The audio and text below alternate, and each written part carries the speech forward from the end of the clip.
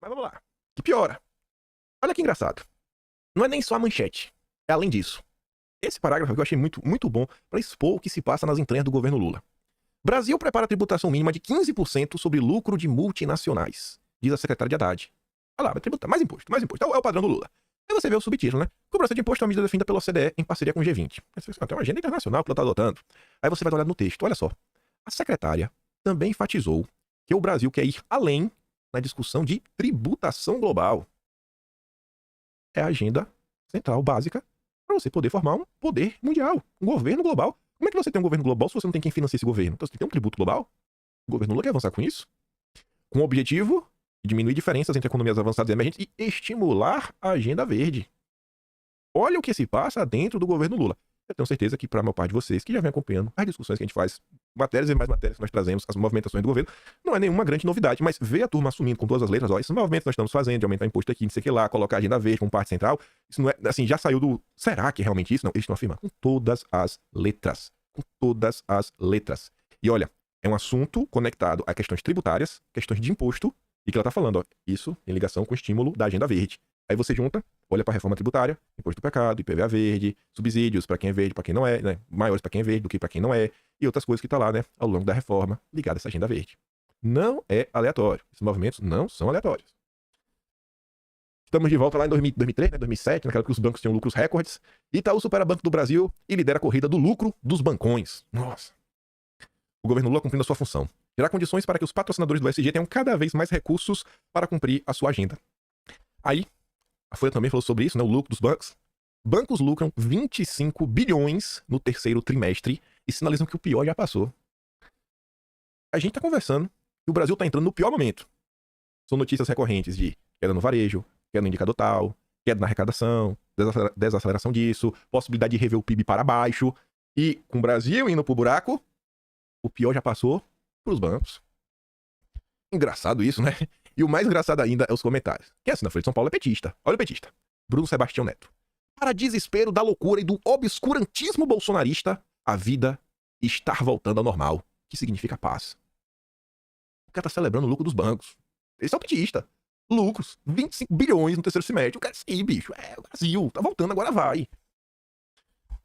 É inacreditável, né? Isso é o que se tornou o petismo. E fingia combater, né, as elites. O Lula, antes de ser eleito lá, o Lula da década de 80, 90, vai dar moratória. A gente não vai pagar dívida mais, não. Agora o Brasil, meu Deus do céu, né? Vocês estão vendo como é que tá a taxa de juros e com a forma que a Haddad tá lidando com a questão fiscal. Ih, rapaz, os rentistas vão fazer a festa. Mas tudo bem. Aí, nesse cenário, é que eu tô falando, né? Ó, bancos lucram. O pior já passou. Pros bancos, o pior já passou. Aí o próprio Lula diz, né? Ah, o Brasil vive crise de arrecadação engraçada. Engraçado porque o pior já passou, né? Os bancos. Mas pro resto do Brasil tá engraçado.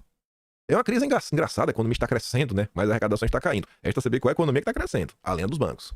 A preocupação do Lula tem sido demonstrada também por outros membros do governo, como Haddad, né? Que afirmou segunda, que enquanto o PIB deve crescer 3%, a arrecadação não deve aumentar nem 1%. Pelo contrário, né? Tá caindo a arrecadação. E eu acho que o PIB vai ser revisado para baixo. Ele até comentou no vídeo ontem, o próprio Haddad falou isso também.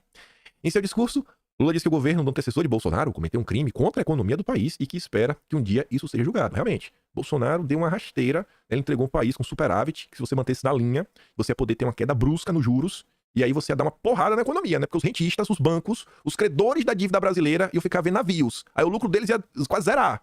Né, Lula? Você entrou em campo. É isso aí, Lula. Trabalhando pelas nossas elites. Ele afirmou que quase todos os ministérios precisaram ser reconstruídos depois que ele tomou posse e que será necessário realizar concursos para que as pastas cheguem ao número de funcionários de suas gestões anteriores. Já arrumou uma desculpa, né? Vai ter que contratar mais gente, botar mais petista na máquina. O presidente afirmou que deveria fazer a economia e a massa salarial do país voltarem a crescer, enquanto promove a queda de preços dos alimentos. Querer todo mundo quer. Ele destacou que o Brasil nunca antes foi visto como um polo tão atrativo para investimentos estrangeiros. Lula argumentou que ninguém pode competir com o Brasil na produção de energia renovável e limpa, porque pode atrair o interesse de outros países que estão preocupados com o combate às mudanças climáticas. Tu acha que tem alguém preocupado em investir no Brasil com isso? Lula falou, não, vamos trazer aqui o dinheiro. A gente está preocupado com as mudanças. Vamos ver, né? Vamos ver onde estão esses estrangeiros preocupados com energia limpa. Então aqui, ó. Países que prometeram deter o aquecimento estão expandindo combustíveis fósseis. Você vê como Lula é um entreguista, como Lula é um vassalo, como Lula luta contra a soberania nacional. Tava conversando com um amigo, a gente tava vendo alguns conflitos ao redor do mundo, ele me mandando lá nas coisas. Assiste isso aí, tá assistindo, mandando pra ele também. Nada relacionado ao Brasil. Dá pra entender o que se passa no mundo. Ele falando, cara, tu já percebeu todos esses comentários no Oriente, na Ásia? Esses caras só estão falando de energia, energia, busca por mais energia, soberania energética, colapso, isso, aquilo, outro, porque o mundo está tentando se desenvolver. E quanto mais refinada a indústria, né? Quanto mais você quer aumentar a sua produção, mais energia você precisa ter. Você tem que crescer. E vai tirar de onde isso? Não, o Brasil é só sabotagem. É o presidente do Ibama falando que Belo Monte vai ter que, ó, dar uma capada. Não vai poder produzir a mesma quantidade que está produzindo hoje. Porque eu não faço a mínima ideia. Não faço a mínima ideia. Porque ele é um cara cabeludo. Ele tá a serviço das ONGs. Aí você vê, ó, em 2030, se as projeções atuais se mantiverem, os Estados Unidos perfurarão mais petróleo e gás do que qualquer outro momento de sua história. Mas não é só eles, não. A Rússia e a Arábia Saudita planejam fazer o mesmo. Tanto o Oriente quanto o Ocidente, tá todo mundo falando, menos o Brasil. O Brasil é o único. Né? É o rei. O rei da barriga. Quer dar um exemplo. O mundo inteiro avançando e o Brasil segue no ralo. Eles estão entre os gigantes mundiais dos combustíveis fósseis que juntos estão caminhando nesta década de produzir o dobro da quantidade de combustíveis fósseis do que o limite crítico do aquecimento global permite. Cadê o John Kerry que veio aqui preocupado com a Amazônia? Cadê a embaixadora que deu enquadro no Pacheco e o Pacheco passou a cabeça? Cadê o Wilson Center que estava preocupado também? O Pacheco falou. Cadê? É o que eu tô falando. Nenhum país se importa com porcaria nenhuma. Tem ninguém ligando pra nada. Eles só querem usar o Brasil. Eles só querem manter o Brasil como uma colônia produtora de comida barata para eles encherem o bucho das pessoas que moram lá. Eles compram baratinho, eles vendem lá no precinho, as pessoas conseguem comer do bom e do melhor. Eu lembro quando eu trabalhava na Clabin se falava. O pessoal falava o seguinte, chegava eu ia comprar uma caixa de fruta. O cara falou, cara, tu tem que comer essa fruta. Essa fruta não vai encontrar lugar nenhum pra comprar. Que é as frutas que saem aqui de exportação do São Francisco. A Clabin produzia, né, muita caixa e coisa. O cara às vezes voltava de lá. Gente, tu viu? A uva parecia uma manga. A uva parecia uma manga, nem caroço tinha. Doce que parecia mel. Mas não, é pros gringos. Os gringos. O Brasil não pode comer isso. É isso que eles querem transformar o Brasil. É isso que essa turma quer transformar o Brasil. O relatório que analisou os 20 principais produtores de combustíveis fósseis ressalta a grande lacuna entre as promessas grandiosas dos líderes mundiais de tomar medidas mais fortes em relação à mudança climática e os planos reais de produção de suas nações. É só conversa pra boi dormir. Neste mês, os líderes devem se reunir na próxima COP, vai ser em Dubai. Diante da forte oposição dos principais produtores de combustíveis fósseis, a Conferência sobre o Clima até agora tem se esquivado de discutir a eliminação gradual dos combustíveis fósseis. No mês passado, a principal agência de energia do mundo previu que a demanda global por combustíveis fósseis poderia de fato atingir um pico até 2030, à medida que as políticas de promoção de formas mais limpas de energia e transporte fossem adotadas. No entanto, essa previsão foi criticada pelas próprias nações produtoras de petróleo. O cartel de petróleo da OPEP alertou que tais previsões poderiam levar os países a subinvestir em projetos de petróleo e gás, levando à falta de oferta e ao caos energético. Aí imagina, quem que vai sofrer com o caos energético? Tu acha que vai ser os Estados Unidos ou tu acha que vai ser o Brasil? Tu acha que vai ser a Alemanha ou tu acha que vai ser o Brasil? Tu acha que vai ser a França ou tu acha que vai ser o Brasil? Tu acha que vai ser os comunistas, aquele país vermelhinho, ou tu acha que vai ser o Brasil? Tu acha que vai ser a Rússia ou tu acha que vai ser o Brasil? Eles querem manter a América Latina inteira. Eles querem manter a África inteira. Querem manter parte da Ásia inteira. Uma colônia. Mão de obra barata. Exportando commodity. E eles pegam esses produtos bem baratinhos, dá uma empacotada, faz aqui um processo fabril básico e revende. Um alto valor agregado. A relação de colonialismo não mudou nada. E é isso daqui que o governo Lula está batendo palmas. É o tempo todo, papinho mole, não deixa o Brasil se desenvolver. E para arrumar desculpa, para não investir no que importa, tá aí com o PAC Verde, cidades inteligentes, comprar um ônibus elétrico. As empresas estatais controlam cerca de metade da produção mundial de petróleo e gás e mais da metade da produção de carvão. Mas, mesmo em países como os Estados Unidos, onde o setor privado é dominante, as políticas governamentais com subsídios aos combustíveis fósseis e isenções fiscais continuam a sustentar a produção. O que nós observamos em fevereiro deste ano no Brasil? Miriam Leitão, Raquel Landim, toda a Folha de São Paulo, Veja. Quando eles não estavam levantando a narrativa para ajudar o governo, eles estavam reverberando a narrativa do governo de que sim, o governo Lula precisava aumentar o imposto da gasolina porque é uma questão ambiental. Tem que salvar a mãe Gaia. Mas lá fora, a turma entrega energia barata para ter um produto mais competitivo. No Brasil é mais imposto. É um absurdo. Esse governo que tá aí é um governo anti-Brasil. Os subsídios globais aos combustíveis fósseis atingiram um recorde de 7 trilhões no ano passado. E qual era a crítica? Ai, Bolsonaro quer fazer isso. Gente, Bolsonaro propôs uma lei para reduzir imposto.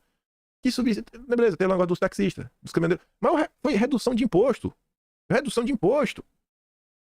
Não é subsídio, não, vou te ajudar. Não, irmão, Isso de acordo com a contagem do FMI. Isso é mais do que os governos de todo mundo gastam anualmente em educação. Olha o suco de hipocrisia.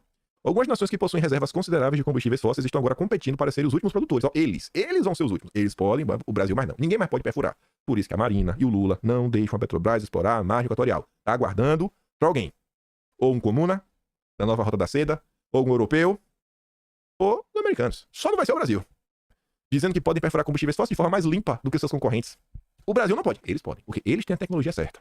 Mas quando você junta tudo isso, é isso que leva à lacuna de produção. Disse o Michael Lazarus, coautor do relatório. É o desejo de cada país de maximizar sua própria produção. Aí você vê isso daqui, ó. Passagens aéreas Rio-São Paulo custam mais caro do que para Nova York. Uma passagem doméstica no Brasil. Você lembra que o Márcio França te prometeu que tu ia pagar R$200 na passagem? Você lembra disso? Você não esqueceu, tenho certeza. O Márcio França falou, R$200. Só que agora o Rodrigo Castro, que se leva com o Lauro Jardim, fala que quem procurava ontem por voos partindo do Rio para São Paulo encontrou passagens mais caras do que para Nova York. A ponte era considerada somente só ida, em torno de R$2.600. Já voo do Rio para o aeroporto de John Kennedy, na cidade americana, eu podia encontrar por R$1.800. De 200 para 2.600, são 13 vezes a mais. É o 13 do PT. E por que eu quis trazer essa notícia? Após a notícia do negócio dos combustíveis, que vem depois, né? Da fala do Lula, da economia engraçada, patinando, e que tem que investir no Brasil em combustível limpo, fóssil e babá. Não, fóssil não, né? Limpo, energética, cataventos. Olha aqui essa nota ainda. Vem lá o ministro do Lula. Estamos observando em alguns casos valores altíssimos que não se justificam. Desde o primeiro momento me coloquei à disposição para ajudar e apoiar o setor, mas não vamos aceitar passagens aéreas com valores que prejudiquem a população brasileira. Vai fazer o quê? Vai intervir? Vai subsidiar? Agora vai subsidiar aviões que emitem tanto carbono? Fazer o quê? Vai processar? Vai desapropriar? Aí o exame diz, ó, preço das passagens aéreas sobe 37% em 2 meses. E aí eu quero trazer a notícia do mês passado, que vai estar no Atlas agora de outubro. Muito caro e muito escasso. Aéreas põem em dúvida a viabilidade do combustível verde para aviões. Entende qual é o problema do Brasil? Ao invés do Brasil focar em projetos de infraestrutura que barateiam a logística, que garantem energia barata, em vez de garantir a autossuficiência energética no que diz respeito ao refino, você refinar pelo menos toda a gasolina que você precisa, todo o diesel que você precisa, todo o querosene de avião que você precisa, olha com suas preocupações que se discutem. Combustível verde de avião. Combustível verde de avião. Passagem 37% mais cara. É difícil de entender o que está dando errado. É difícil de entender o que está dando errado. E é difícil de entender. Gente, é marxismo básico. Você não precisa ler o Capital inteiro. É só pegar aqui os jargões, né? Marx dizia... Ele era contra a propriedade privada. Marx defendia o aumento progressivo de impostos. Porque através desse aumento de impostos, você acaba com a propriedade privada. Você vai tirar tudo que o cidadão tem. E tudo vai para a mão do Estado. E aí sim o Estado vai poder gerenciar os meios, né? Todos os meios de produção. Aí é só aumento de imposto. Só aumento de imposto. Só tornando a vida mais cara. E a agenda verde cai como uma luva. A agenda verde do Lula tá aumentando o preço de tudo. E tá impondo controle sobre a vida das pessoas. O que mais precisa acontecer para as pessoas entenderem de onde está vindo o principal foco do governo Lula, o foco de controle? Continua sendo uma agenda marxista-comunista no final do dia. Muda a roupagem, né? O verde é o novo vermelho. Mas tem aí todo o controle, toda a descaração que essa turma, né, sempre tentou colocar. Aí você vê, ó, e nesse meio tempo, nem isso daqui eles conseguem combater.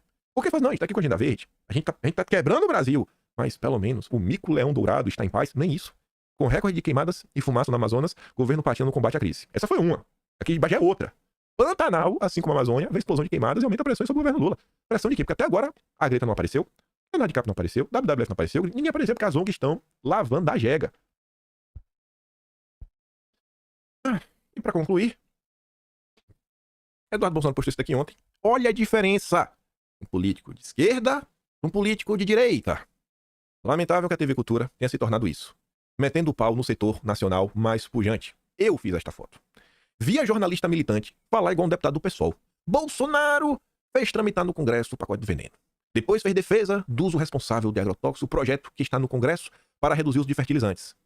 Foi isso que derrubou o presidente do Sri Lanka. Falei, poxa, já fiquei felizão quando vi isso daí. Falei, nossa, mostra conhecimento. Foi exatamente isso. A proibição do uso de fertilizantes químicos, só orgânicos. Quebrou o Sri Lanka. Quebrou. Você tá lembrando, ó. Quebrou o Sri Lanka.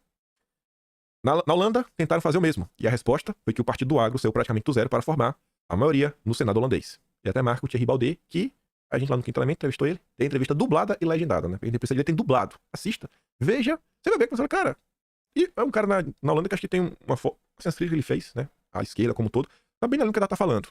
Sem defensivos agrícolas, a safra brasileira sucumbe sua produtividade e, de acordo com a diretora-geral do OMC, o mundo vai passar fome. O Brasil está no seleto grupo de 10 países que exportam alimentos. Os outros 183 são importadores.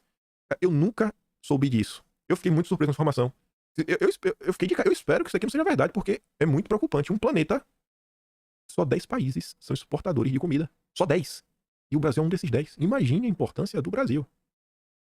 A quem interessa destruir o agro brasileiro? Aos brasileiros que não é.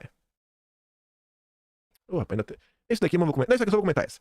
Esse cara aqui é extremamente conhecido. Acho que, não sei se já passou o PewDiePie, mas se não, é um dos maiores youtubers do planeta Terra. É o MrBeast. O cara, ele gasta muito, todos os vídeos dele tá gastando muito dinheiro fazendo alguma coisa. Pois bem, ele não foi e construiu 100 poços de água potável na África, que acabou por impactar positivamente a vida de 500 mil pessoas.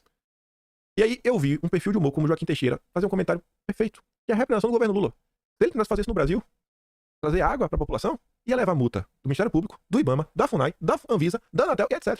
Você vai falar que não?